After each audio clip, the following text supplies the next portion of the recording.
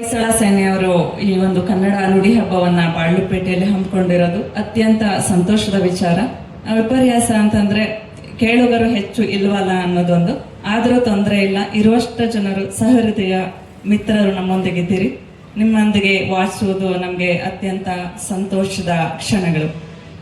ನನ್ನ ಕವಿತೆಯ ಶೀರ್ಷಿಕೆ ಅಮ್ಮ ಮತ್ತು ಒಲೆ. ಮೈಯೆಲ್ಲ ಬಿಗಿ ಹಿಡಿದು ಕೊಳವೆಯ ಕೈಲಿಡಿದು ಜೋರಾಗಿ ಉಫ್ ಎಂದು ಊದಿದೊಡನೆ ಕಟ್ಟಿಗೆ ಒಳಗೆ ಅವಿತು ಕುಳಿತಿದ್ದ ಕಿಡಿಯೊಂದು ಜ್ವಾಲೆಯಾಗಿ ಹೊತ್ತಿಕೊಳ್ಳುತ್ತಿತ್ತು.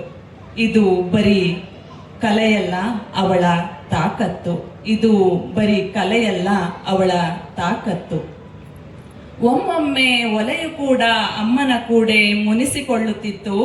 ಒಮ್ಮೊಮ್ಮೆ ಒಲೆಯು ಕೂಡ ಅಮ್ಮನ ಕೂಡೆ ಮುನಿಸಿಕೊಳ್ಳುತ್ತಿತ್ತು. ಎಷ್ಟು ಹೊತ್ತಿಸಿದರೂ ಜಪ್ಪಯ್ಯ ಅಂತಿರಲಿಲ್ಲ. ಅವ್ವ ಸುಮ್ಮನೆ ಬಿಟ್ಟಾಳೆಯೇ, ಅವ್ವ ಸುಮ್ಮನೆ ಬಿಟ್ಟಾಳೆಯೇ. ಗೂಡಿನಲ್ಲಿದ್ದ ಪುಳ್ಳೆಗಳನ್ನು ಲಟ್ ಲಟ್ ಮುರಿದು ದುಂಡಗೆ ಮಾಡಿ ಶಿಸ್ತಾಗಿ ಜೋಡಿಸಿ ಒಲೆ ಹಚ್ಚೇ ಬಿಡುತ್ತಿದ್ದಳು. ಅಷ್ಟೊತ್ತಿಗೆ ಹೊಗೆಯಿಂದ ಕೆಂಪೇರಿ ಹನಿಸುತ್ತಿದ್ದವು ಅವಳ ಕಂಗಳು. ಅಷ್ಟೊತ್ತಿಗೆ ಹೊಗೆಯಿಂದ ಕೆಂಪೇರಿ ಹನಿಸುತ್ತಿದ್ದವು ಅವಳ ಕಂಗಳು. ಒಲೆ ಒಮ್ಮೊಮ್ಮೆ ಊದಿಕೊಂಡಾಗ ಅಮ್ಮನಿಗೆ ಮನೆ ಮಂದಿಯಿಂದ ಬೈಗುಳ ಕಾಯಂ.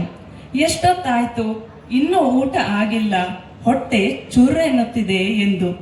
ನಮ್ಮ ಹಸಿವಿನ ಬರದಲ್ಲಿ ಅಮ್ಮನಿಗೂ ಹಸಿವಿದೆ ಎಂಬುದು ಮರೆತೇ ಹೋಗಿತ್ತು. ವಿಪರ್ಯಾಸವಲ್ಲವೇ? ಹಸಿವಿದೆ ಎಂಬುದು ನಮಗೆ ಮರೆತೇ ಹೋಗಿತ್ತು. ಶತಶತಮಾನದಿಂದಲೂ ಅಮ್ಮನಂತ ಅದೆಷ್ಟೋ ತ್ಯಾಗಜೀವಿಗಳ ಶ್ವಾಸಕೋಶಗಳು, ನರನಾಡಿಗಳು ಹೊಗೆಯನ್ನು ಕುಡಿದು ಕುಡಿದು ಕಪ್ಪು ಗಾಳಿಯಿಂದ ತುಂಬಿ ಹೋಗಿವೆ. ಅವರ ನೂರಾರು ಕನಸುಗಳು ಹೊಗೆಯೊಳಗೆ ಮುಚ್ಚಿ ಹೋಗಿವೆ. ಅವರ ನೂರಾರು ಕನಸುಗಳು ಹೊಗೆಯಿಂದ ಮುಚ್ಚಿ ಹೋಗಿವೆ. ಆದರೂ ಅವಳಿಗೆ ಈ ಬಗೆಗೆ ಕಿಂಚಿತ್ತೂ ಬೇಸರವಿಲ್ಲ. ಬೇಸರಿಸಿಕೊಂಡರೆ ತನ್ನ ನಂಬಿದ ಜೀವಗಳಿಗೆ ಅನ್ನಹಾರವಿಲ್ಲ. ಎಂಥ ತ್ಯಾಗಮಯಿ ಆಕೆ, ಬಾಳ ನಡೆಸುವ ನೌಕೆ. ಎಂಥ ತ್ಯಾಗಮಯಿ ಆಕೆ, ಬಾಳ ನಡೆಸುವ ನೌಕೆ. ಇತ್ತಿತ್ತಲಾಗೆ ಮನೆಯೊಳಗೆ ಗ್ಯಾಸ್, ವಿದ್ಯುತ್ ಒಲೆ ಬಂದಾಗಿನಿಂದ ಅಮ್ಮ ಕೊಂಚ ನೆಮ್ಮದಿಯಿಂದ ಇದ್ದಾಳೆ. ಆದರೂ ಆಗೊಮ್ಮೆ ಈಗೊಮ್ಮೆ ರೊಟ್ಟಿ ಬೇಯಿಸುವ ನೆಪದಲ್ಲಿ ಒಲೆಯ ಹೊತ್ತಿಸುತ್ತಾಳೆ. ಏಕೆಂದರೆ ಇದು ಅವಳಿಗೆ ಕೇವಲ ಕೆಲಸವಲ್ಲ, ಅವಳ ಕಲೆ. ಕಲೆ ಅಷ್ಟು ಸುಲಭವಲ್ಲ.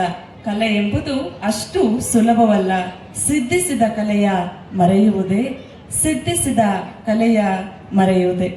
ನನಗೆ ಇಲ್ಲಿ ಕವಿತೆಯನ್ನ ವಾಚನ ಮಾಡಲಿಕ್ಕೆ ಅವಕಾಶ ಮಾಡಿಕೊಟ್ಟ ಈ ವೇದಿಕೆಗೆ ತುಂಬ ಹೃದಯದ ಧನ್ಯವಾದಗಳು.